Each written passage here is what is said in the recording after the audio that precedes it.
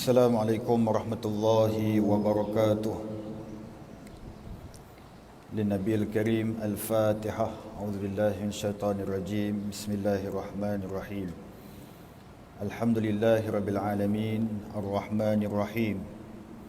Maliki yaumiddin. Iyyaka na'budu wa iyyaka nasta'in. Ihdinas siratal mustaqim, siratal ladzina an'amta 'alaihim ghairil maghdubi 'alaihim waladdallin. Amin. Innal hamdalillah nahmaduhu wa nasta'inuhu wa nastaghfiruh wa na'udzu billahi min shururi anfusina wa min sayyiati a'malina. Man yahdihillahu fala mudilla lahu wa man yudlil fala hadiya lahu. Asyhadu an la ilaha illallah wa asyhadu anna Muhammadan abduhu wa rasuluh. Allahumma salli wa sallim ala sayyidina habibina al-Mustafa Muhammad sallallahu alaihi wasallam. Arsala rasulahu bil huda wa dinil haqq liyuzhirahu ala ad-din kullih wa kafa billahi shahida wa ba'd. وقال الله تعالى في القرآن العزيز بعد أعوذ بالله من الشيطان الرجيم يا أيها الذين آمنوا اتقوا الله ولتنظر نفس ما قدمت لغد واتقوا الله إن الله خبير بما تعملون. صدق الله العظيم. رضينا بالله ربا وبالإسلام دينا وبمحمد نبيا ورسولا. اللهم فقهنا في الدين وعلمنا تأويل واهدنا الصراط المستقيم. اللهم أرنا الحق حقا وارزقنا اتباعه وأرنا الباطل باطلا وارزقنا اجتنابه. اللهم إنا نعوذ بك من قلب لا يخشع ومن نفس لا تشبع ومن عين لا تدمع ومن دعاء لا يسمع ومن دعاء لا يستجاب له. ربنا آتنا في الدنيا حسنة وفي الآخرة حسنة وقنا عذاب النار والحمد لله رب العالمين. Semati yang berbahagia, datuk-datuk, datin-datin, tuan-tuan dan puan-puan, ibu-ibu, ayah-ayah, muslimin dan muslimat yang dikasihi Allah sekalian. Alhamdulillah, syukurillah, syukur banyak-banyak kepada Allah Subhanahu wa taala di atas ruang dan peluang yang Allah Subhanahu wa taala berikan pada kita pada pagi ini dapat kita bertemu dalam solat kuliah duha. Mudah-mudahan pertemuan pada pagi ini mendatangkan rahmat dan kasih sayang Allah dan bersurainya nanti mendatangkan keampunan daripada Allah Subhanahu wa taala insya-Allah. Apa khabar semua? Alhamdulillah sihat walafiat. Mudah-mudahan senantiasa di dalam peliharaan Allah dan jagaan Allah senantiasa insya-Allah. Di dalam ayat yang saya bacakan tadi daripada surah Al-Hasyr pada ayat yang ke-18, Allah Subhanahu wa taala bagi tahu kepada kita sekalian. Allah seru manusia, wahai orang yang beriman, hendaklah kamu bertakwa kepada Allah dan pandang-pandanglah apa segala kebaikan dan apa amalan kamu untuk persiapan pada keesokan harinya, yakni setelah kematian. Dan Allah seru sekali lagi, wahai manusia, bertakwa kamu kepada Allah. Dan Allah Subhanahu wa taala mengisytiharkan diri dia. Sesungguhnya dia hanya sahaja Allah Subhanahu wa taala yang maha mengetahui atas apa yang dilakukan oleh hamba-hambanya di atas muka bumi Allah ni. Kita duduk hidup di dunia ni semuanya di dalam ilmu Allah. Kita duduk hidup, kita mai ke majlis ilmu, Allah tahu kata kita mai dalam majlis ilmu. Dan Allah juga maha mengetahui apa yang kita lakukan dalam keadaan secara terang-terangan ataupun secara sunyi-sunyian. Semuanya dalam pengetahuan Allah. Dalam ayat yang lain Allah akan bagi tahu, dia kata Allah maha mengetahui juga daripada pohon yang jatuhkan buah daripadanya, daripada negeri mana dan negara mana, pada waktu bila, semuanya di dalam pengetahuan Allah Subhanahu wa taala. Sebab itu kita kena meyakini dengan sepenuh keimanan kepada Allah bahwasanya Allah Subhanahu Wa Taala itu Maha mengetahui atas segala apa sesuatu sekalipun. Tuan-tuan dan puan-puan, ibu-ibu, ayah-ayah yang dikasihi Allah sekalian, bila ayat ni dia suruh kita menjadi manusia yang bermuhasabah diri, maka kita kena bersyukur. Tahun ni Allah Subhanahu Wa Taala pilih kita untuk masuk ke dalam bulan Ramadan Al-Mubarak. Dan paling kena bersyukur disebabkan dengan Allah mengizinkan kita mengimarahkan rumahnya, masjid, untuk menerima kedatangan kita di rumahnya. Syukur banyak-banyak, sebab tahun lepas dah macam-macam jadi kelabu macam-macam. Suami jadi untuk imam tarawih, isteri jadi makmum, sampai isteri tahu bila angkat takbir pun dah kenal pasti dah. Lepas ni surah apa dia tahu dah, suami dia nak baca surah apa. Sampai macam tu sekali. So tahun ni alhamdulillah kita boleh main solat berjamaah di masjid, kita boleh main solat tarawih di rumah Allah. Itu satu nikmat yang perlu kita melambangkan kesyukuran di atas perbuatan kita. Paling kuat tahun ni, tahun yang luar biasa amalan kita dan kesyukuran kita kepada Allah.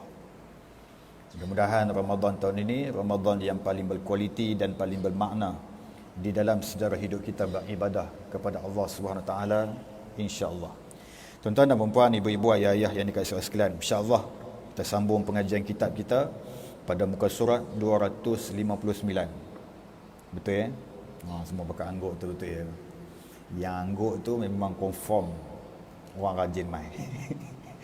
Alhamdulillah. So muka surat 259 kita masuk di dalam satu tajuk, iaitu nasib wanita yang meratapi mayat semasa dibangkitkan kelak. Jumpa makcik-makcik, jumpa ibu-ibu, angguk-angguk, geleng. Okey.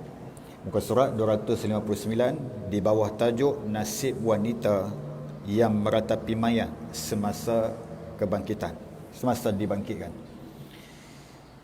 Imam Qurtubi menyatakan bahawasanya Nabi Muhammad sallallahu alaihi wasallam bersabda, wanita yang meratapi mayat pada hari kiamat akan keluar daripada kubur dalam keadaan kusut seperti hingus, pakaiannya daripada laknat Allah dan jubahnya daripada api. Mereka meletakkan tangan di atas kepalanya lalu berkata, alangkah celakanya aku. Tuan-tuan dan puan-puan yang dikasihi sekalian, yang ini keadaan hari suasana kebangkitan. Kalau dalam Al-Quran dia cerita secara umum keadaan manusia di sana, ada yang kadang-kadang Al-Quran cerita dari sudut spesifik, dari sudut pengkhususan apa yang akan berlaku di ketika mana dibangkitkan di Yaumul Mahsyar. Tetapi bila mai hadis Nabi SAW, Nabi cakap sendiri, dia akan main secara in detail daripada Nabi SAW. Sebab itu Al-Quran dengan hadis tak boleh dipisahkan. Sebab Al-Quran kadang-kadang dia menceritakan secara terang-terangan, kadang-kadang dia cerita yang memerlukan sokongan daripada hadis Nabi, daripada ulasan daripada Nabi SAW sendiri. Sebab baginda Nabi SAW sebagai kana tafsiran, Nabi itu sebagai pentafsir Al-Quran. Maka bila kita sebut Nabi sebagai pentafsir Al-Quran, maka apabila Nabi bercakap, Nabi menunjukkan dengan perbuatannya selari dengan Al-Quran yang ditafsirkan oleh baginda Nabi SAW. Tuan-tuan dan puan-puan yang dikasihi sekalian, maksudnya dalam keadaan nasib wanita yang suka duk meratap, feedback balik, reviews balik. Di zaman Nabi SAW sebelum penyebaran Islam, waktu sebelum nak sampaikan risalah daripada Rasulullah SAW ni, Nabi tak sampai lagi nak cerita tentang kebenaran. Nabi tak sampai lagi untuk nak sebar luas secara terang-terangan tentang risalah Allah. Bila Nabi tak sampai lagi cerita tentang apa yang disuruh oleh Allah Subhanahu Wa Taala, bila sampai kepada kelompok-kelompok jahiliah, Arab jahiliah ni, apa yang mereka buat? Selalunya apabila berlaku sesuatu kematian, orang perempuan ni akan meracau teruk. Orang perempuan ni akan jadi satu benda kepada mereka, iaitu satu benda nak tunjuk kata kekesalan dan kesedihan yang amat melanda kepada mereka, yakni orang perempuan, setelah sesuatu kematian yang ditimpakan ke atas mereka, sama ada suami ataupun adik-beradik yang terlibat dengan si perempuan ni. Lalu waktu itu Nabi kata apa? Kuntu nuhitukum an ziyaratil qubur. Waktu tu Nabi buat keluar satu katanya, satu hadisnya. Nabi kata, hari ini, now, this time, aku haramkan, aku tegahkan kamu daripada pi ziarah di perkuburan. Waktu tu Islam belum disebar secara luas. Bila Islam belum disebar secara meluas, Nabi dalam keadaan menjalankan dakwah dia, dakwah demi dakwah, Nabi sebarkan Islam, Nabi cerita balik, Nabi bagi balik rangsangan, Nabi bagi balik semangat, Nabi bagi balik seruan dakwah dia. Nabi cerita benda yang betul, Nabi cerita benda yang kalau hampa buat macam ni tak betul. Waktu tu setelah Nabi sebarkan risalahnya sampai kepada orang-orang yang jahiliah ni, semua pakat jadi orang yang alim, yang mengetahui tentang hukum hakam. Bukan sekadar hukum hakam, bahkan tahu adab ketika mana menziarahi di perkuburan, tahu adab ketika mana menziarahi sesuatu kematian. Lalu setelah itu Nabi pun buat keluar satu hadis lagi untuk membatalkan perintah larangan yang pertama tersebut. Lalu keluar satu hadis Nabi, Nabi kata apa? Fazaruha fa innaha tuzakkirul akhirah wa tazhadu fid dunya. Nabi kata apa? Pi ziarah, boleh dah nak pi ziarah, laki ke perempuan pi, boleh pakat pi ke perkuburan. Kerana apa? Kerana menziarahi kubur itu menjadikan kamu ini reti ingat kepada akhirat. Bukan sekadar itu, bahkan menjadikan kamu ini zuhud di dunia, disebabkan kamu pergi ziarah di perkuburan dan disebabkan kamu menziarahi orang yang mati tersebut. Sebab itu ibu-ibu ayah sekalian, sekarang ni pakat boleh pergi ziarah rapi ya. Tapi dalam SOP sekarang ni tak tahu macam mana tuan-tuan. Itu kena refer balik SOP macam mana. Tuan-tuan dan puan-puan yang dikasihi Allah sekalian, maksudnya di zaman sebelum kedatangan Rasulullah, nak sebarkan risalah Allah, ramai orang yang celaru punca habis. Sebab itu ramai yang berperangai sedemikian.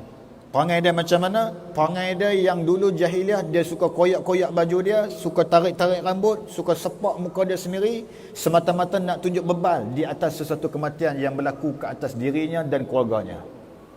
Sebab itu ramai yang nanti ketika mana zaman sekarang ni pun, kalau kita tak menuntut ilmu, kita tak tahu ilmu, kita tak tahu adab, kita akan terjerumus buat benda-benda yang dilarang oleh Allah Subhanahu Wa Taala, sehingga disebut keadaan manusia, terutamanya perempuan, apabila dibangkitkan di hadapan Allah tadi, dalam keadaan waktu dia hidup di dunia dulu suka duk meratapi mayat, semasa dibangkitkan macam mana dia jadi?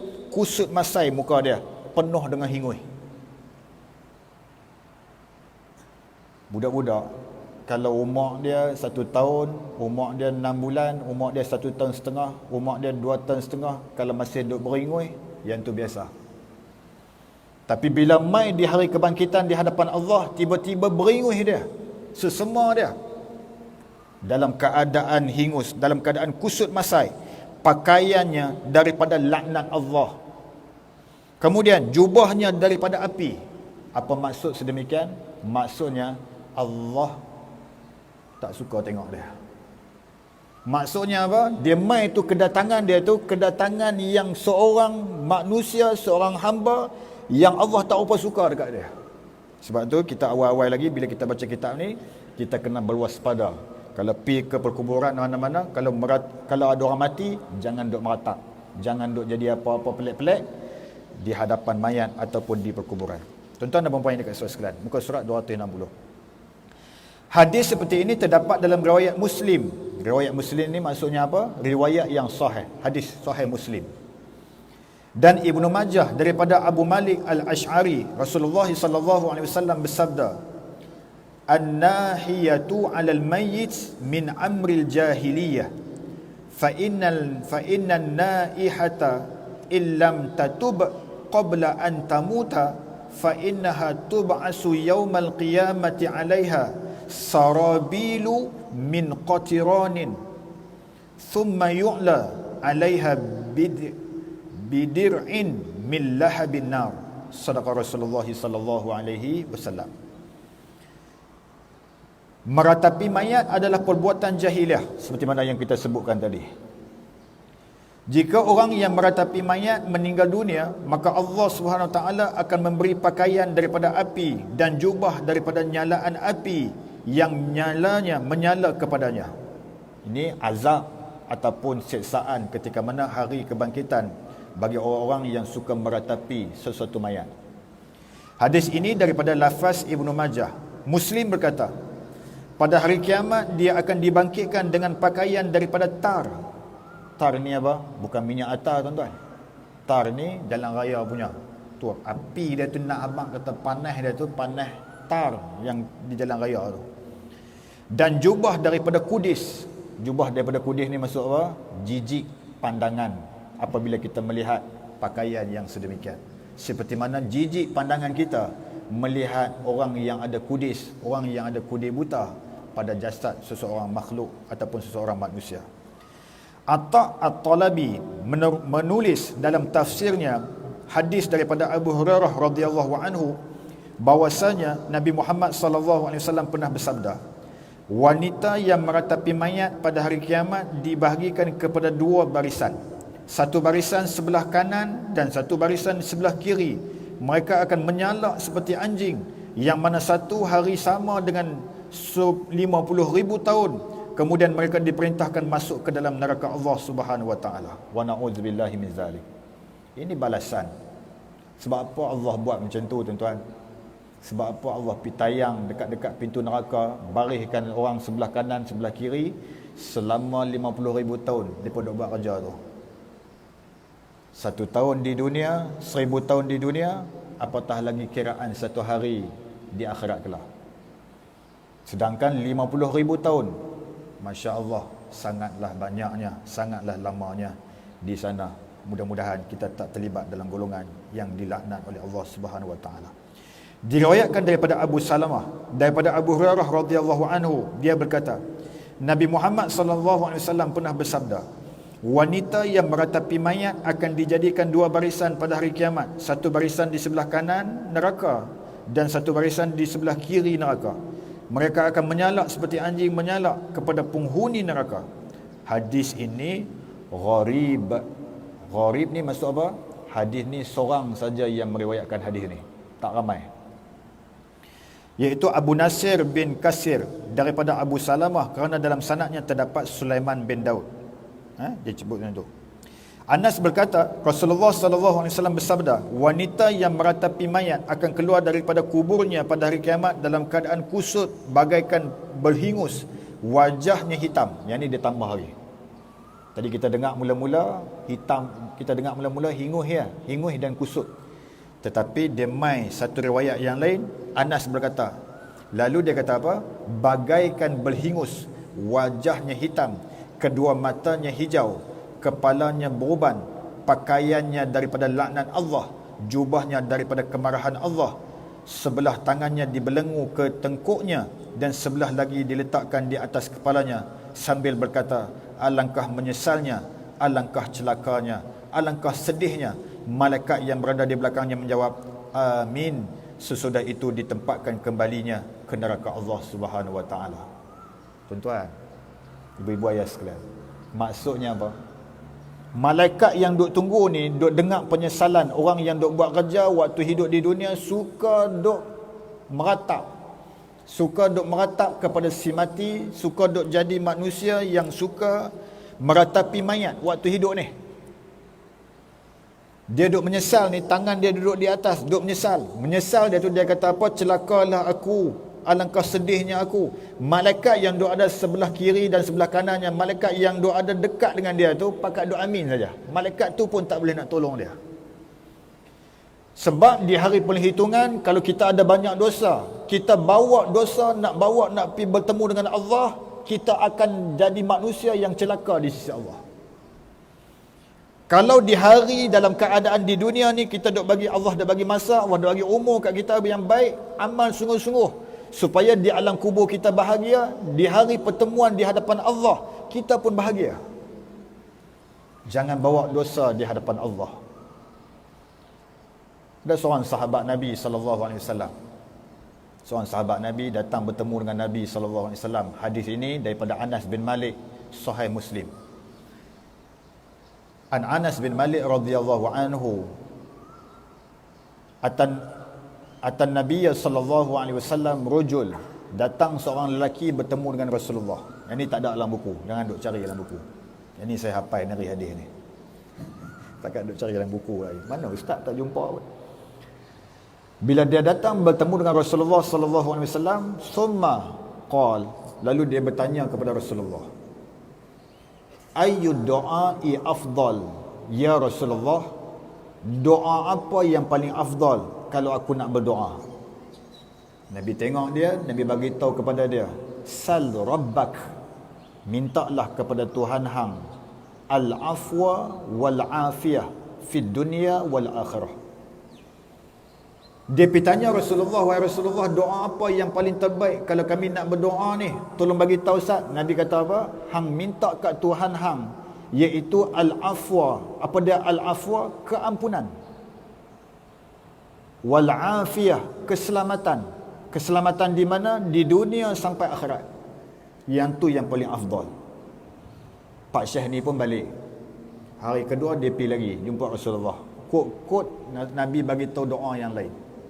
Kata, ya Rasulullah, ayyud du'a'i afdal. Wahai Rasulullah, doa apa yang paling baik kalau kami nak minta doa ni? Nabi kata apa? Al-afwa wal-afiyah fi dunya wal-akhirah. Sampai habis. Di balik dia, besok main lagi. Tuan-tuan, ni perangai manusia ni. Macam kita juga lah tuan-tuan. Kita panggil tu imam muda. Bukan saya lah tuan-tuan, panggil tu imam muda. Bila panggil tu imam muda ni, kita pun duk tengok dia ni baru lepas break sebulan lepas.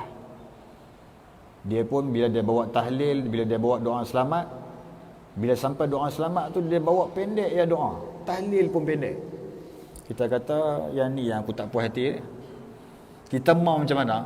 Kita mau kalau boleh tu imam tu sebut, dia baca doa tu sampai kita lengah pinggang, sampai kita lengah lutut, biar puas hati. Sebab jamu pun sedap. Kita nak macam tu. Tapi tiba-tiba mai tu imam ni baca doa pendek sangat. Kita pun angkat tangan tak ada puas. Dah habis dah. Taqabbalallahu minna wa minkum. Dah lah taqabbalallahu minkum. Kemudian sekali saja doa. Tak ada dah. Lepas tu baca Fatihah, lepas tu doa sekali lagi. Tak ada dah. Ni, macam inilah berlaku di zaman sahabat Nabi. Di kalangan sahabat-sahabat Nabi dengan Rasulullah. Hari yang ketiga pun pergi sama, pergi tanya Rasulullah, ya Rasulullah, ada tak doa yang paling afdal kalau aku nak berdoa? Nabi kata apa? Al-afwa wal-afiyah fi dunya wal akhirah. Maksudnya apa tuan-tuan, ibu-ibu, ayah-ayah yang dikasihi sekalian? Maksudnya, kalau Nabi bagi tahu satu doa tu, itulah doa yang paling afdal untuk kita sendiri. Kita macam kita duk baca selalu, doa yang paling afdal apa dia? Rabbana atina fid dunya hasanah wa fil akhirati hasanah wa qina azabannar. Semua dah ada dalam tu. Tadi ustaz tak baca nama ayah kami meninggal dunia tadi, ayah kami baca, kami hantar nama hajat kami, dalam tu semua dah ada lah. Oh ya ke? Tak apa ustaz. Kalau faham. Kalau tak faham, dia kerja duk selak baju lah. Dia kata apa, ustaz ni tak mau dengar cakap aku. Aku suruh doa yang ni, dia tak mau doa.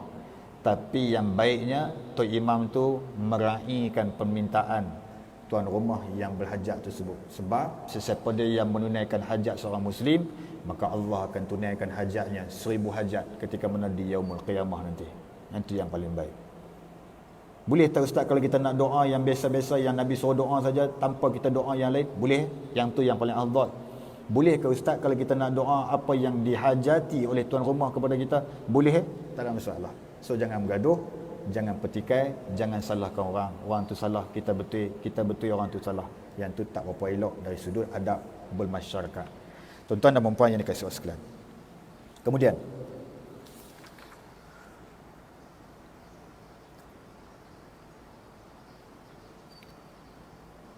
wajahnya hitam, kedua matanya hijau, kepalanya beruban, pakaiannya daripada laknat Allah, jubahnya daripada kemarahan Allah, sebelah tangannya dibelenggu ke tengkuknya, dan sebelah lagi diletakkan di atas kepalanya, sambil berkata, alangkah menyesalnya, alangkah celakanya, alangkah sedihnya. Malaikat yang berada di belakangnya menjawab, amin. Sesudah itu tempat kembalinya neraka. Nabi Muhammad SAW bersabda, meratapi mayat adalah perbuatan jahiliah. Orang yang meratapi mayat dan dia mati sebelum bertaubat, maka dia akan dibangkitkan pada hari kiamat dengan memakai pakaian daripada tar dan sebuah jubah daripada nyalaan api. Hadis riwayat Ibnu Majah daripada Ibnu Abbas radhiyallahu anhuma. Maksudnya apa tuan-tuan? Maksudnya poin yang paling penting, bertaubatlah sebelum meninggal dunia. Sebab tu tuan-tuan, dalam doa kita biar ada, wahai Allah, rezekikan kami untuk bertaubat sebelum tibanya ajal kepada kami. Yang tu yang paling baik. Kalau dalam doa bahasa Arab, wa taubatan qabla al-maut. Wa taubatan qabla al-maut. Yang tu yang paling baik. Doa yang tu. Kemudian, nasib orang yang memakan riba ketika mana dibangkitkan di hadapan Allah Subhanahu wa taala. Yang ni pun satu hal juga. Yang ni pun satu hal. Di dalam Al-Quran Allah Subhanahu wa taala bagi tahu, allazina yakuluna ar-riba la yaqumuna illa kama yaqumu alladhi yatakhabbathu asy-syaitanu minal mas. Dzalika bi annahum qalu innamal bay'u mithlu ar-riba wa ahalla Allahu al-bay'a wa harrama ar-riba. فَمَنْ جَاءَهُ مَوْعِظَةٌ مِّنْ رَبِّهِ فَانْتَهَى فَلَهُ مَا سَلَفَ وَأَمْرُهُ إِلَى اللَّهِ وَمَنْ عَادَ فَأُولَئِكَ أَصْحَابُ النَّارِ هُمْ فِيهَا خَالِدُونَ. Cuba tengok ayat tu maksud apa. Orang yang makan ataupun mengambil riba tidak dapat berdiri melainkan seperti berdirinya orang yang kerasukan syaitan lantaran tekanan penyakit gila di hadapan Allah nanti. Ini bahaya. Cuba tuan-tuan baca ayat Quran ni yang kita baca ni. Yatakhabbatuhu usyaitanu minal mas. Bila tuan-tuan baca ayat Quran sampai ke sini, ingat, bila sampai mas sini, tuan-tuan kena sebutkan sin tu panjang sikit. Contoh kita baca, yatakhabbatu syaitanu minal mas. Contoh, kita tak boleh mas. Contoh tak betul. Mas, contoh. Sebab dia sabdu. Contoh yang dikasih sekalian. Tapi dia bukan mat. Dia bukan mat. Sebagai nak meraihkan raum pada hukum sin tersebut. Contoh yang dikasih sekalian. Nabi kata apa? Allah kata apa? Keadaan mereka yang demikian itu adalah disebabkan mereka berpendapat sesungguhnya jual beli itu sama dengan riba. Orang yang selalu duk makan riba ni, dia kata apa? Jual beli ni, riba ni sama ya. Ambil pun tak apa, tak ambil pun tak apa. Ambil lagi bagus. Ni tuan-tuan. Padahal Allah telah menghalalkan jual beli dan mengharamkan riba. Orang yang telah sampai kepadanya larangan dari Tuhannya, maksudnya penyampaian demi penyampaian risalah Allah yang menceritakan tentang riba tersebut dah sampai dah kepada dia. Dan dia pun dah tahu dah. Kalaulah konvensional ni ada riba di dalamnya, Islamic loan ini tidak ada riba di dalamnya, dia kena faham yang tu. Kadang-kadang budak-budak muda dia tak apa nak faham sangat, sebab dia baru masuk di alam pekerjaan. Bila kita cerita dekat dia status ataupun lambang-lambang sesuatu perniagaan ataupun sesuatu sistem kewangan di dalam negara kita ni, kita bagi tahu dekat dia, kalau nak kenal kata yang tu Islamik, pada nama dia letak pembiayaan, bahkan dia akan letak I di hujungnya kadang-kadang. Kalau yang konvensional dia akan letak pinjaman peribadi, yang tu konvensional, ataupun pinjaman perumahan tanpa letak I, tanpa letak apa-apa di hujungnya, yang tu konvensional. Yang tu boleh faham dari sudut istilah, nak kenal pasti macam mana. Bila kita cerita kat dia kata, oh baru tahu Ustaz, terima kasih Ustaz baru bagi tahu kat kami. Sebelum ni kami duk terlibat dengan riba macam-macam Ustaz. So macam mana Ustaz? Ustaz boleh bagi tak satu pandangan kepada kami untuk kami ikut, nak bagi hilang daripada kami duk bayar tiap-tiap bulan ni, tak mahu terlibat dengan riba. Kita kata apa? Pi ke satu bank muamalat, buat balik refinance segala hutang-hutang kita tu, satukan satu hutang tersebut menggunakan kaedah Islamic loan. Selesai masalah. Dia kolek habis semua, rumah kereta apa semua, jadikan satu loan saja. Tiap-tiap bulan kita ada bayar ke situ, cara Islamic loan. Selesai masalah. Sebab apa tuan-tuan? Kita tak mau terlibat dengan dosa waktu di hadapan Allah nanti. Tak mau.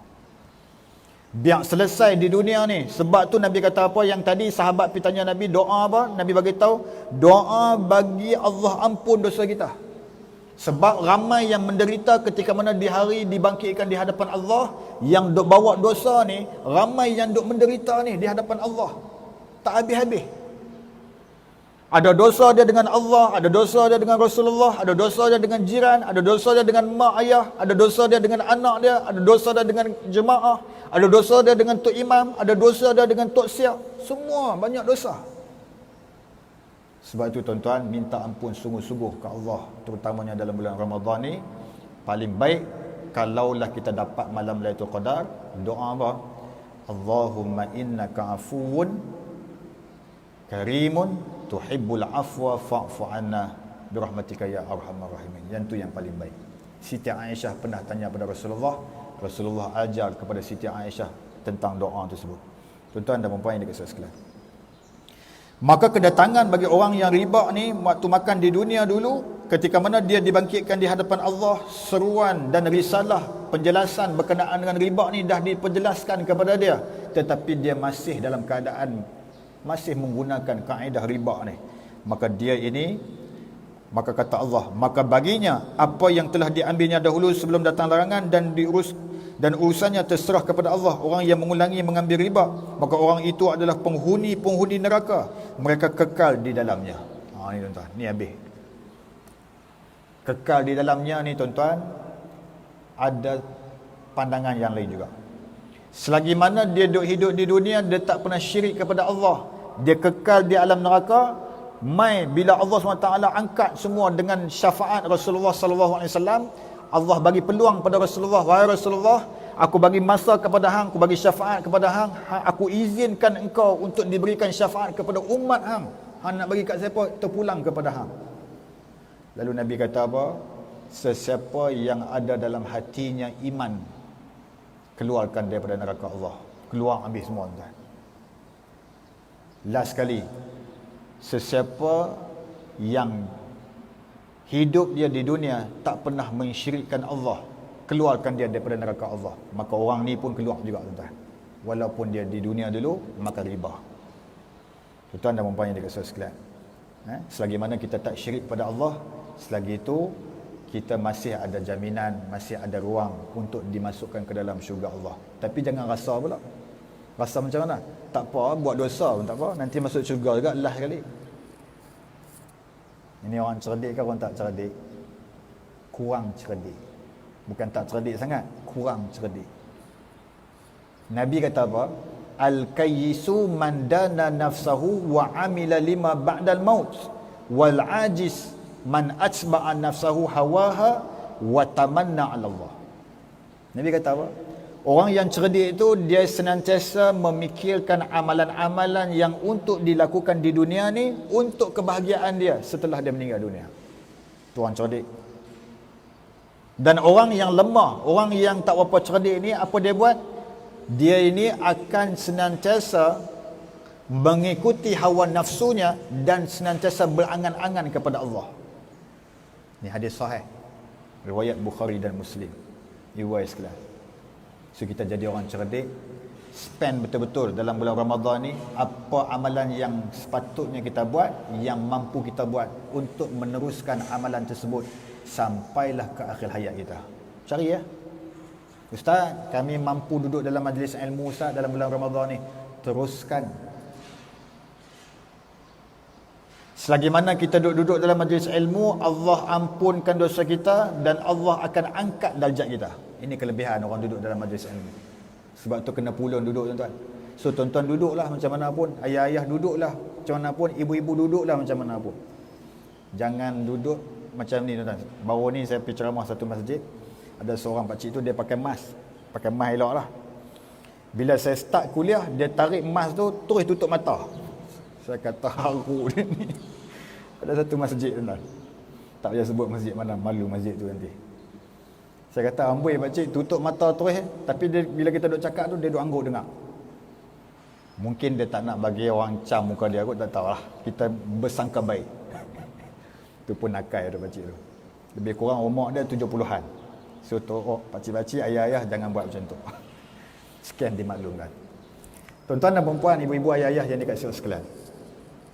Jadi maksudnya bagi orang yang dalam keadaan memakan riba ni, kata ahli tafsir, muka surat sebelah 262. Ahli tafsir berkata, ahli tafsir ni mufassirin, berkata maksud berdiri dalam ayat ini bukan berdiri dari dalam kubur mereka. Ini adalah pendapat Ibn Abbas, Mujahid, Ibn Jabir, Qatadah, Rabi' Sadi, Ad-Dhuhaq, Ibn Zaid dan ahli tafsir yang lain. Maksudnya ayat ini bukan berdiri dari dalam kubur mereka, bahkan berdiri di hadapan Allah nanti di hari perhitungan segala amalan. Ada ulama yang berkata, sebagian ulama mengatakan bahawa Allah SWT akan menjadikan untuknya syaitan yang akan mencekik lehernya. Ini pandangan ulama yang lain. Syaitan ni buat apa? Pergi cekik leher dia. Sebab apa? Sebab dia hidup di dunia dulu suka duk makan riba. Allahu Akbar. Para ahli tafsir berkata, semua akan dibangkitkan pada hari kiamat seperti orang yang dicekik sebagai hukuman baginya, bagi agar seluruh yang ada di pada mahsyar benci kepadanya. Ini satu hal. Dahlah cekik, lepas tu buat apa pula? Hukuman baginya dan agar seluruh yang ada di pada mahsyar benci kepadanya. Semua pakat duk boikot dia ketika mana di hari yaumul mahsyar. Ini azab bagi orang yang makan riba. Perkara itu juga sebagai tanda yang dijadikan Allah Subhanahu Wa Taala kepada mereka yang memakan riba, kerana riba akan memenuhi perutnya sehingga menjadi beban yang amat memberatkan mereka. Apabila mereka telah keluar dari dalam kuburnya, maka mereka berdiri tetapi segera jatuh kerana perut mereka amat besar sehingga amat memberatkan mereka. Allahu Akbar. Ini keadaan demi keadaan yang diceritakan oleh ulama al-mufassirin, ahli-ahli tafsir, ketika mana mentafsirkan ayat yang kita bacakan tadi. Ibu-ibu, ayah, tuan-tuan dan puan-puan yang dikasihi sekalian, kita memohon kepada Allah SWT agar Dia menutup semua kesalahan dan dosa kita serta diberi keselamatan dan kesejahteraan baik di dunia maupun di akhirat kelak. Ini yang kita kena minta sungguh-sungguh. Sebab itu kita kena banyak buat amalan yang boleh Allah ampunkan dosa kita. Antaranya apa? Duduk dalam majlis ilmu macam kita duduk sekarang ni. Allah sedang ampun ni dosa kita ni. Satu ampun. Lagi Ustaz, duduk pula ada wuduk pula. Masya Allah. Sepanjang masa kalau kita ada wuduk, selagi itulah Allah ampunkan dosa kita. Masya Allah. Hebat. Lagi, duduk nak menunggu di antara waktu solat fardu dengan waktu solat fardu yang akan datang. Ketika itu duduk tu, duduk tunggu waktu tu, Allah ampun dosa kita lagi. Kemudian berjalan kaki nak menuju ke rumah Allah. Sepanjang perjalanan tersebut Allah ampun dosa kita, Allah angkat darjat kita. Itu kena ingat betul-betul. Pulun betul-betul buat benda-benda yang senang untuk Allah ampunkan dosa kita, walaupun kita tak tadah tangan memohon ampun kepada Allah. Boleh senyap ibu-ibu, letih ke? Allahu Akbar. Mudah-mudahan sihat-sihatlah belakang. Lama tak jumpa. Hari ini baru kali pertama jumpa. Allahu Akbar. Dan antaranya juga kafarah. Kafarah ni pengampunan Allah. Di antara satu kelas nak menuju ke satu kelas, juga keampunan Allah. Itu pun kena ambil tahu juga. Kita hari ni kelas kita kan nak berjumpa minggu depan. Sepanjang nak bertemu tu, tempoh nak bertemu tersebut, Allah ampun dosa kita. Begitu juga dengan umrah ke umrah. Daripada umrah yang kita bina 2 tahun lepas, kita ada cita-cita 2 tahun lagi aku nak pergi umrah. Tiba-tiba tahun ni tak boleh, kita kata tahun depan aku nak pergi umrah. Selagi mana tak sampai kepada tahun depan yang kita niat tersebut, selagi itulah Allah ampun dosa kita. Allahu Akbar. Satu lagi, Jumaat nak ke Jumaat, Allah ampun juga dosa kita. Allahu Akbar. Yang ini kafarah yang Allah sediakan kepada kita. Tuan-tuan dan puan-puan yang dikasihi sekalian. Kemudian nasib pengkhianat. Ini buat tuan-tuan tengok. Allah Subhanahu Wa Taala berfirman, wa ma kana linabiyyin an yaghul wa man yaghlul ya'ti bima ghalla yaumal qiyamah summa tuwaffa kullu nafsin ma kasabat wa hum la yuzlamun. Tidak akan seorang nabi berkhianat dalam urusan harta rampasan perang. Sesiapa yang khianat dalam urusan rampasan perang itu, maka pada hari kiamat dia akan datang membawa apa yang dikhianatinya itu. Kemudian tiap-tiap diri akan diberi pembalasan tentang apa yang dia kerjakan dengan pembalasan yang setimpal, dan mereka tidak akan dianiayai oleh Allah Subhanahu Wa Taala. Maksudnya apa? Siapa khianat dengan orang, dengan sesuatu benda, dengan sesuatu apa urusan sekalipun, maka nanti di yaumul qiyamah dia akan tanggung apa yang dia khianat tersebut, galah di atas bahu dia. Dia galah sendiri. Kalau dia buat khianat dengan sesembelihan lembu yang nak disembelih, dia buat khianat dengan penyertaan orang yang bagi nama kepada dia, tiba-tiba tak ada nama orang tu, tanggunglah lembu sekong tu nanti di yaumul qiyamah. Tanggunglah apa yang dikhianatinya waktu hidup di dunia dulu. Yang ni yang cukup menjadi beban kepada kita. Kalau kita ada benda-benda yang kita duk khianat di dunia ni tuan-tuan, minta ampun, angkat handbrake terus, minta ampun kepada Allah. Doa ke Allah sungguh-sungguh supaya Allah ampunkan dosa dan kesalahan kita yang lalu. Taubat nasuha diselitkan sekali di dalamnya. Kalau yang tu boleh buat kita, Masya Allah, mudah-mudahan kita mati dalam keadaan husnul khatimah. Diriwayatkan daripada seorang sahabat bagi Nabi SAW. Diriwayatkan oleh Rasulullah SAW, Nabi bersabda, sesiapa mati dalam suatu keadaan, maka pada hari kiamat akan membangkitnya dalam keadaan seperti yang demikian. Nabi kata apa? Yub'atsu kullu ummati ma mata alaih. Saya baca yang Arab dia punya, yang ni yang dalam terjemahan dia dalam bahasa Arab, yub'atsu kullu ummati ma mata alaih. Dibangkitkan manusia itu bagaimana keadaannya dia dimatikan. Kalau hidup dia dalam keadaan dia banyak sujud kepada Allah, banyak tahajud dia kepada Allah, selalu infak ke jalan Allah, orang macam ni orang selamat dunia akhirat. Orang tanya kita, Ustaz cerita sikit Ramadan ni amalan apa kalau betul-betul nak buat ni Ustaz cerita sikit. Senang kami nak fokus. Tuan-tuan, Ramadan ni jangan tinggal. Jangan tinggal apa? Jangan tinggal Quran, jangan tinggal. Paling-paling tidak dalam jadual seharian kita ada baca Quran setiap hari. Cantik lah. Walaupun tak khatam, tak apa. Yang penting kita sedang mendidik diri kita untuk baca Al-Quran hari-hari di dalam bulan Ramadan, supaya habis Ramadan nanti membawa amalan yang kita didik dalam bulan Ramadan tersebut diteruskan di dalam bulan-bulan yang lain. Cantik lah kalau macam tu. Quran jangan tinggal. Boleh InsyaAllah. Yang hadir ni saya yakin orang-orang yang rajin baca Quran. Saya doakan sedemikian. Yang kedua, jangan tinggal sedekah dalam bulan Ramadan. Jangan tinggal. Jangan tinggal sedekah. Orang yang sedekah dan orang yang rajin baca Quran, dia tidak akan miskin selama-lamanya. Bahkan dia adalah orang yang mulia di sisi Allah Subhanahu Wa Taala.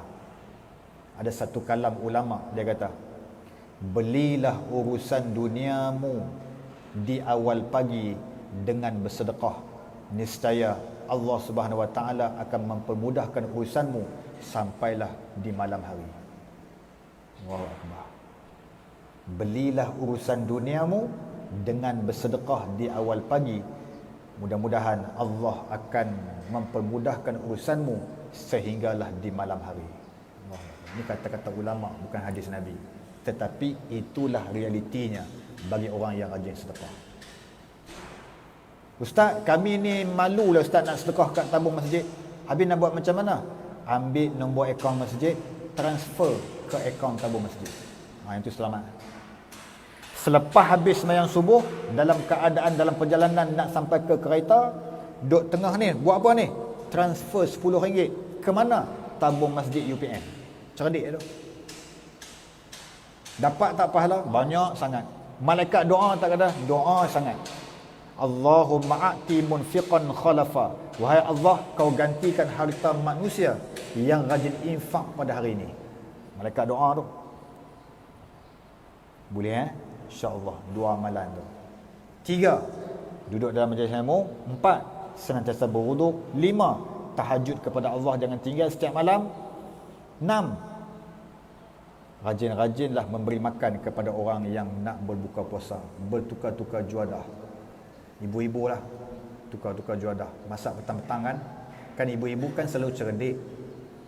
Masak petang-petang, tiba-tiba datang satu aroma daripada rumah jiran sebelah.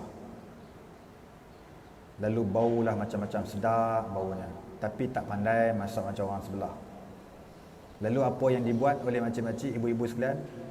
Masak apa yang ada, pesan ke anak, pergi hantar kepada jiran sebelah. Kata, mak nak pinggan balik. Syaratnya agak-agak dapat pinggan ke, dapat apa yang dia masak sekali ke? Dapat sekali apa yang orang sebelah masak. Tapi kalau tak balik-balik pinggan tu, istighfarlah banyak-banyak, supaya Allah mengampuni dosa dan kesalahan kita. Sekian dimaklumkan. Tapi bila dah dapat, pandai tu, siap kata lagi, yang ni mak punya, jangan siapa-siapa makan. Kan betul tu, apa yang ku hajati dapat apa yang aku bau tadi. Allahu Akbar. Bagus tak amalan tu? Bagus. Cuma jangan berharap dan ada niat selain daripada Allah SWT. Niatlah pemberian kita itu untuk Allah, supaya kita mendapat apa pahala yang orang sebelah buat, kita pun dapat kebaikan daripada apa yang dikerjakan pada hari dia berpuasa tersebut. Kalau nak bagi makan kepada orang, cari orang alim, cari orang yang soleh, bagi dia makan.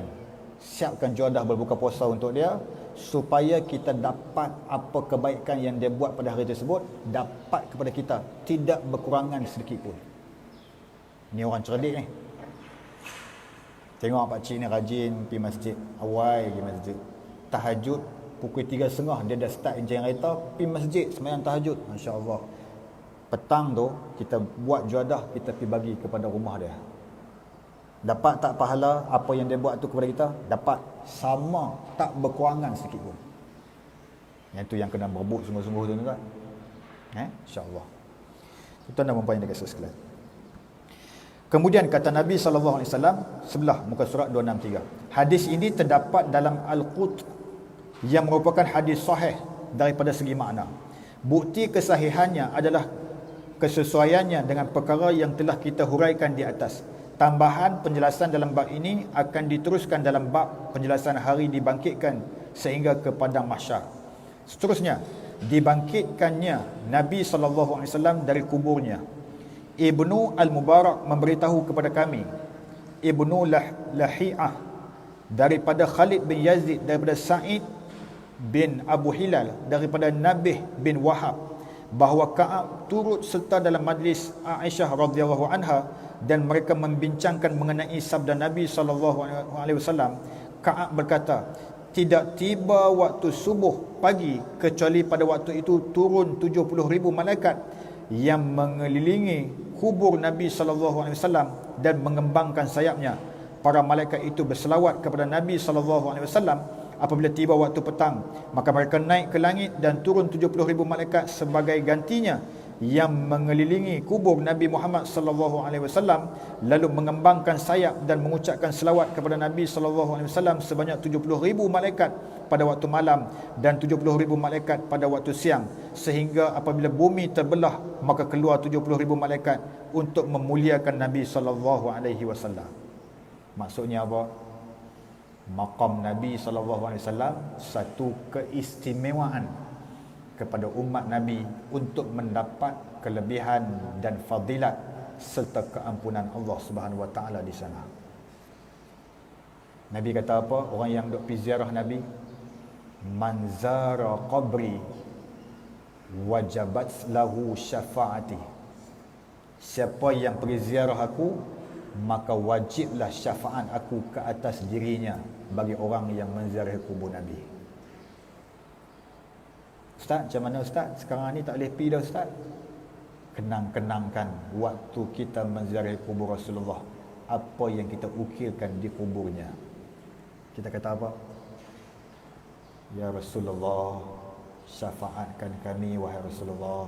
Kami datang jauh ni wahai Rasulullah. Kesiankan kami wahai Rasulullah.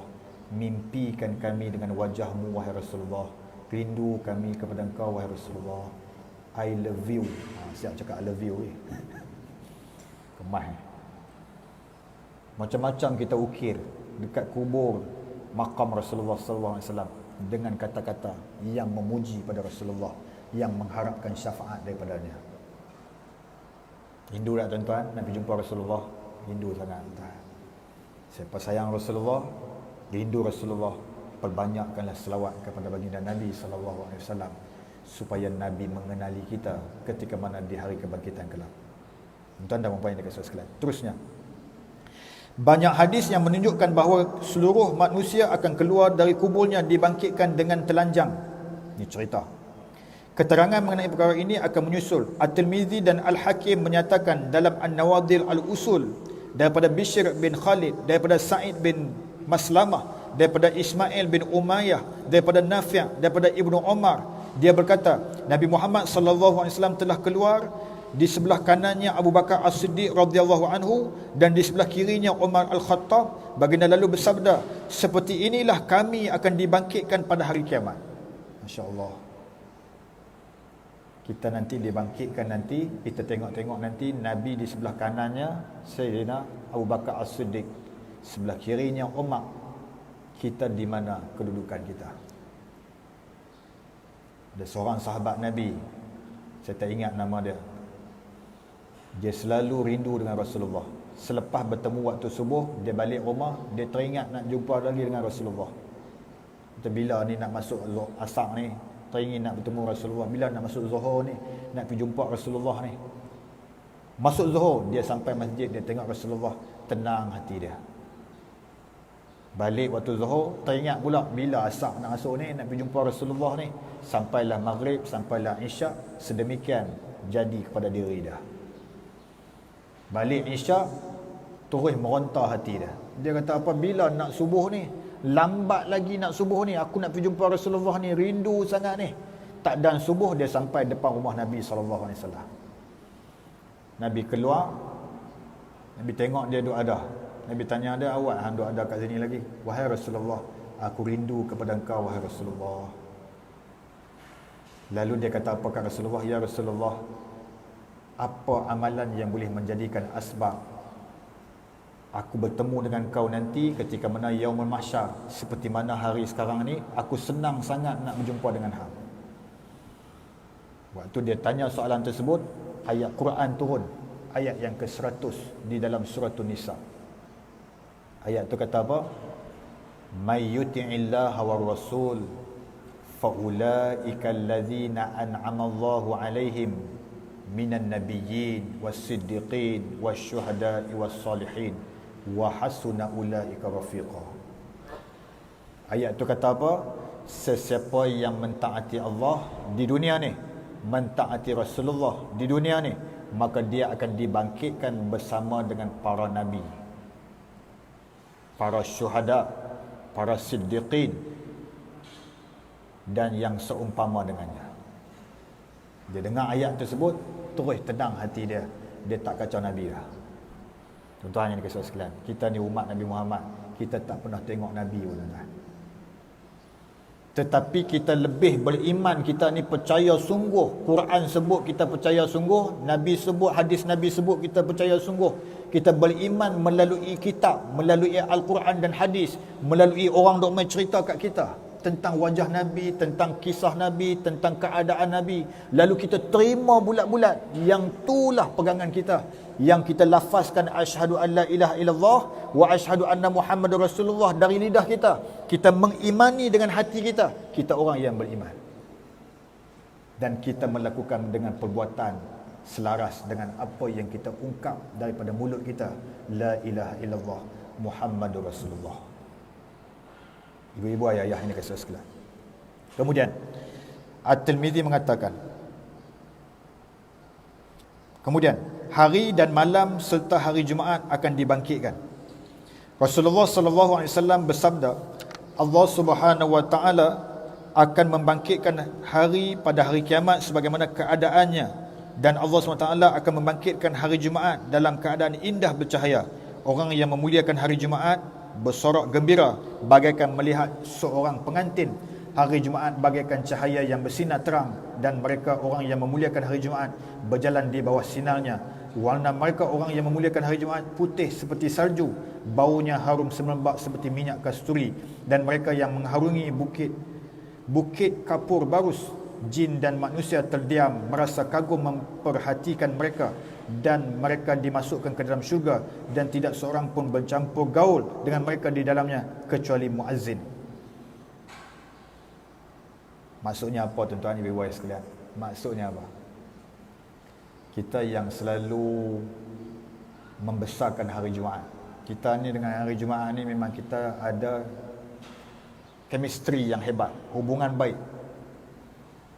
signifikan yang baik dengan hari Jumaat ni. Kita selalu malam Jumaat kita baca Yasin, kita baca surah Kahfi, kita selawat pada Rasulullah, kita ada jadual kita untuk pergi sembahyang Jumaat, kita pakai pakaian khas untuk pergi solat Jumaat, kita pergi sedekah di masjid. So banyak kita memuliakan ke arah Jumaat ni. Betul tak tuan-tuan? Melayu kita diajar macam tu oleh ulama-ulama silam. Kita baca Yasin malam Jumaat tu pun dah besar rahmat dah tuan-tuan, sebab kita memuliakan malam Jumaat. Kita baca Kahfi pula, baca awal Kahfi, baca surah Al-Mulk, kita isi macam-macam hari Jumaat ni. Sampai kita buat hari Jumaat tu sampai jadi cuti hari Jumaat tu. Kalau kita ada satu syarikat, kita kata apa, kami hari Jumaat kami tak beroperasi sebab meraihkan hari Jumaat. Sampai macam tu, nak abang kata kita memuliakan hari Jumaat. Orang yang macam ni dia akan dapat seperti mana ganjaran yang disebutkan tadi. Bahkan dia ni tidak seorang pun yang bercampur gaul dengannya, mereka melainkan kecuali muazzin. Muazzin ni tuan-tuan, ketika mana yaumul mahsyar nanti, orang yang selalu duk azan ni. Orang yang selalu azan ni dia selalu bermain dengan masa. Dia jadual kehidupan seharian dia cukup ketat. Bahkan dia tak senang hidup di dalam kehidupan sehariannya, melainkan menjaga waktu azan, menjaga waktu solat. Tuan-tuan, ada hadis yang mengatakan sedemikian. Dia kata apa? Orang yang menjadi azan selama 12 tahun, orang yang pernah menjadi azan muazzin selama 12 tahun, dia duk kerja, duk jadi Tok Bilal ni tuan-tuan selama 12 tahun, nanti dibangkitkan di yaumul qiyamah, di yaumul mahsyar di hadapan Allah. Dia ni seperti lehernya ni tinggi, lehernya seperti leher unta. Leher unta ni maksudnya apa ustaz? Maksudnya dia ni popular di yaumul mahsyar nanti. Dia bukan biasa-biasa tuan-tuan, dia manusia popular di yaumul mahsyar nanti. Kalau dia azan kerana Allah, kalau dia azan kerana mendapat redha Allah, kalau dia azan semata-mata kerana Allah, 12 tahun dia berkhidmat, dia layak mendapat title tu. Tuan-tuan boleh semak hadis ni tuan-tuan, mafhum dia sedemikian. Yang paling mustahak orang yang jadi muazzin, orang ni orang yang paling popular, populariti dia lebih hebat ketika mana di yaumul mahsyar. Orang terkenal. Maksud tuan-tuan, so berabuk-berabuk dah pakat jadi Tok Bilal dah lepas ni. Ustaz, saya nak jadi Bilal Ustaz. Walaupun saya tak pernah pergi kursus Bilal muazzin di mana-mana tempat, saya nak menjadi Bilal juga Ustaz. Cuba Ustaz tolong dengar saya azan Ustaz. Panjang cerita tuan-tuan. So, tuan-tuan, ini keistimewaan kepada orang yang selalu mengalunkan azan. Tuan-tuan yang dikasihi sekalian, Abu Imran Al-Jawni berkata, tidak tiba waktu malam kecuali waktu malam itu menyeru, berbuat baiklah kamu kepadaku seumpamamu, kerana aku tidak akan datang lagi kepadamu pada hari kiamat. So maksudnya tuan-tuan, hari kebangkitan nanti hari apa tuan-tuan? Hari Jumaat. Nak berlaku kiamat apa-apa pun tuan-tuan, peristiwa besar, matahari terbalik jadi apa pun, keluar daripada sini, keluar daripada sini, hari Jumaat tuan-tuan. Apa-apa pun hari Jumaat. So tuan-tuan, hari Jumaat ni satu hari yang sepatut kita berjaga-jaga sungguh-sungguh. Peluang dan ruang kalau orang yang apabila Allah ambil nyawa dia pada hari Jumaat, itu satu penghormatan dan kemuliaan Allah kepada orang yang dimatikan pada hari Jumaat. Tuan-tuan dan puan-puan yang dikasihi sekalian, Saya rasa itu saja pada pagi ini yang dapat kita kongsi-kongsikan di dalam slot yang sedia ada ni. Mudah-mudahan sama-sama kita mengambil iktibar dan mudah-mudahan sama-sama kita kongsikan, kita sampaikan kepada orang yang lain supaya mereka pun mendapat istifadah dan faedah yang baik atas apa yang kita bicarakan pada pagi ini, insya-Allah. Apa yang boleh kita ambil kesimpulan yang pertama, iaitu jadilah manusia yang senantiasa mentaati Allah dan Rasulullah, nescaya akan dibangkitkan dia di yaumul mahsyar bersama dengan para nabi, para sahabat dan para syuhada dan solehin. Satu. Dan yang kedua, bulan Ramadan yang sedang kita lalui ini, isilah dengan amalan yang berkualiti, yang mampu mengikut tahap keupayaan kita supaya ianya berkekalan sampai ke akhir hayat kita.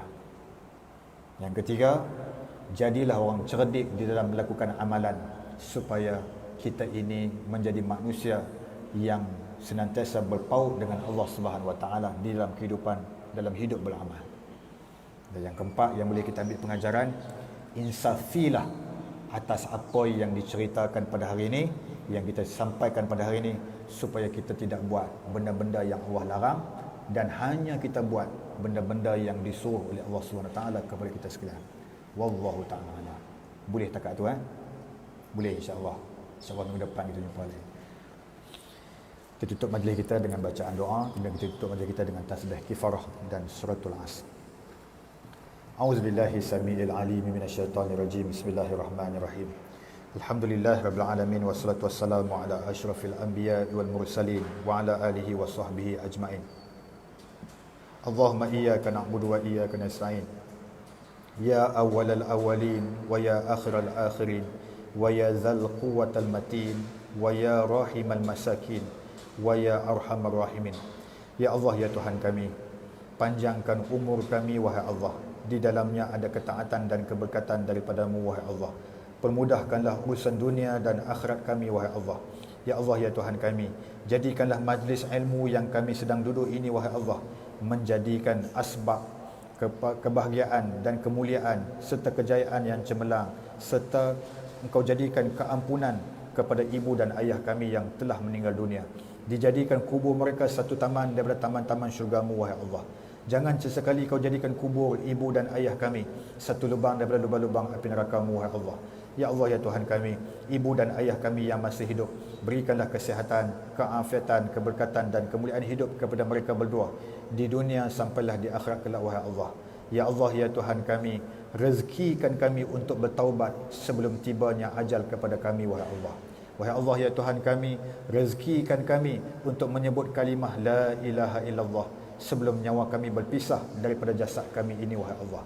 Ya Allah, ya Tuhan kami, jadikan Ramadan kali ini untuk kami wahai Allah, Ramadan yang paling berkualiti dan paling bermakna di dalam sejarah hidup kami beribadah kepadamu wahai Allah. Wahai Allah, ya Tuhan kami, ayah-ayah, ibu-ibu yang hadir bersama dengan kami pada malam ini, pada pagi ini wahai Allah, hendaknya Kau jadikan mereka ini hamba-hamba-Mu yang soleh dan solehah. Hendaknya Engkau berikan kesihatan dan keafiatan kepada mereka ini wahai Allah. Hendaknya Engkau jadikan mereka ini hamba-Mu yang bersyukur dan senantiasa mentaati-Mu wahai Allah. Hendaknya Engkau bantu mereka dan bantu kami semua wahai Allah yang sedang mendengar, yang sedang menonton wahai Allah. Mudah-mudahan kami senantiasa di dalam jagaan-Mu dan di dalam peliharaan-Mu wahai Allah. Ya Allah, ya Tuhan kami, sekiranya kalau Engkau nak mengambil nyawa kami wahai Allah, ambillah nyawa kami dalam keadaan kami sedang berpuasa, kami sedang bertaubat kepada-Mu wahai Allah. Kami sudah bertaubat kepada-Mu, kami sudah diampuni dosa-dosa kami dan segala dosa dan kesalahan kami oleh-Mu wahai Allah. Ya Allah, ya Tuhan kami, jadikanlah anak-anak kami anak-anak yang soleh dan solehah. Jadikan kami dan pasangan kami pasangan yang soleh dan solehah. Berikanlah kesihatan, keafiatan, kebahagiaan, kejayaan yang cemerlang di dunia dan di akhirat kelak kepada kami sekalian dan juga kepada isteri dan anak-anak kami dan pasangan kami wahai Allah. Ya Allah, ya Tuhan kami, hilangkanlah wabak COVID-19 daripada negara kami yang tercinta ini wahai Allah. Dah lama kami merindui saat ini wahai Allah. Dah lama kami merindui saat duduk dalam majlis ilmu-Mu ini wahai Allah. Sudah lama kami merindui saat mengimarahkan masjid-masjid-Mu untuk mendirikan solat berjemaah wahai Allah. Alhamdulillah wahai Allah, kami ukirkan dengan kata-kata Alhamdulillah kepadamu di atas nikmat Ramadan yang Engkau kurniakan kepada kami pada tahun ini wahai Allah. Ya Allah, ya Tuhan kami, selamatkan kami pada setiap waktu dan ketika. tidak kira di mana jua kami berada. Itu juga kami pohonkan kepadamu, wahai Allah. Selamatkanlah negara kami yang tercinta ini, wahai Allah, dari segala ancaman dan mara bahaya, dari segala kekacauan dan huru-hara, agar kami dapat hidup dalam aman dan sejahtera. Allahumma rabbana atina fid dunya hasanah wa fil akhirati hasanah wa qina azabannar. Wa sallallahu ala sayyidina Muhammad wa ala alihi wa sahbihi wa baraka wa sallam. Walhamdulillahi rabbil alamin. Tutup majlis kita dengan tasbih kifarah dan suratul Asr. Subhanakallahumma bihamdik, asyhadu an la ilaha illa anta, astaghfiruka wa atubu ilaik. Bismillahirrahmanirrahim. Wal 'asri innal insana lafi khusr illa alladhina amanu wa 'amilus solihat wa tawasaw bil haqqi wa tawasaw bis sabr. Saya minta ampun, minta maaf banyak-banyak ayah-ayah, ibu-ibu sekalian. Wabillahi taufiq wal hidayah. Wassalamualaikum warahmatullahi wabarakatuh.